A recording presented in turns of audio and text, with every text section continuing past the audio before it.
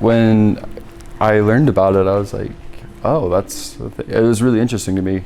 But it does totally make sense, and I've definitely felt it. I leave here a lot more relieved from stress, whether it be, school or financial stress or all that stuff.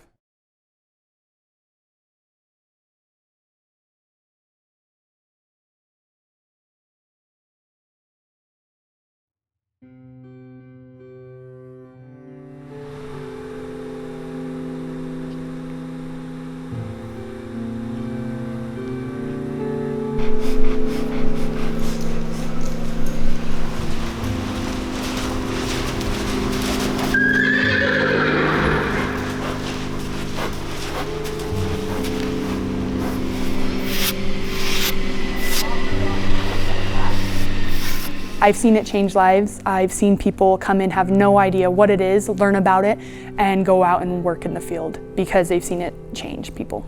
I personally have never really been around them, so for me it's a treat, and I'm learning a lot. I'm learning a lot about horses in general. There's something about horses that's just calming and is very therapeutic. Equine psychotherapy is therapy using horses, and it's catering to people that have mental health issues. So that can range from anywhere from clinical depression, eating disorders, anxiety disorders, even struggling with school, social skills, anything along the line of that. You have to match the horse's energy and be willing to work with them. If we use it in like a therapy setting, clients that can come in, like if they have mood disorders, anxiety or something, they have to learn how to gauge their energy with the horses, and so they can work as a team. Horses act as a mirror of ourselves.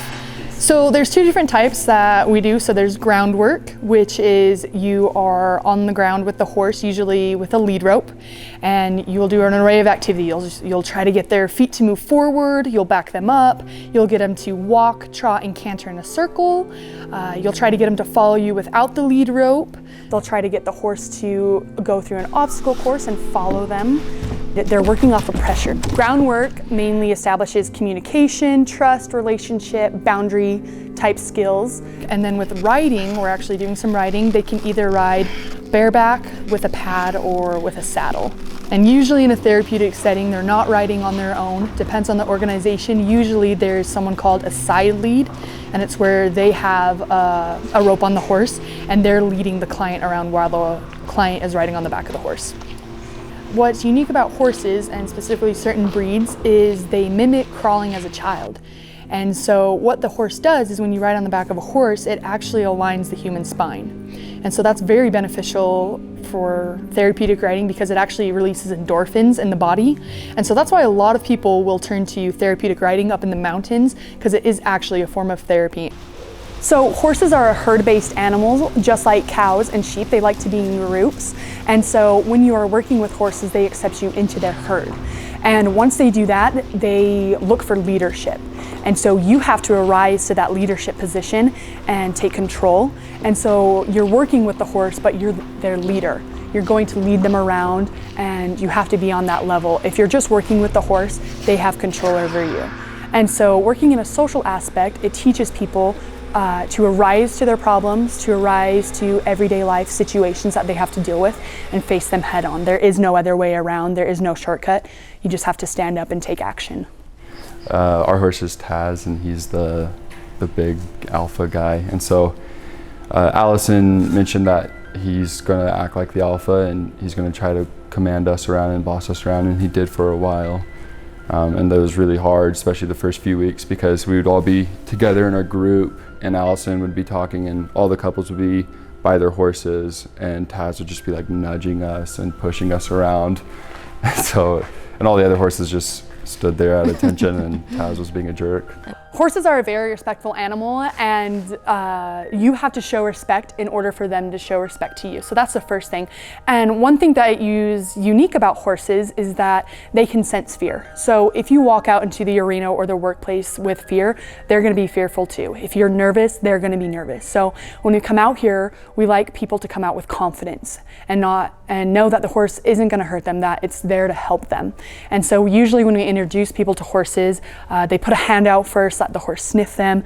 They go and start touching, brushing them out, grooming them, and it almost forms like a little bond in between the human and the horse. A horse is never going to forget a person that they worked with. They're going to know exactly how they've treated them in the past, how the person rides them, and how they interact with them. They're never going to forget that. Obviously, to get respect, you gotta give it first. I'm more of a timid, quiet person, and so getting up the big body language and everything like that has been pretty tricky. They can teach you things that you didn't even know about yourself. Getting his respect has been the biggest reward, I think. It's helped me to kind of realize how I hold myself. You can just express more feelings with horses than you can people sometimes, because they're going to listen to you. That is a highlight of my week. That's the reward, to see how it helps people and it changes their lives. I would say that it doesn't even feel like therapy. Like, I forget that that's why we're even here to begin with. It's a treat to come and play with a giant animal and take care of him and play with him. See his personality. Yeah. That's cool. It is a form of therapy and it is working. I've seen it change lives and I'm going to see it continue to change lives.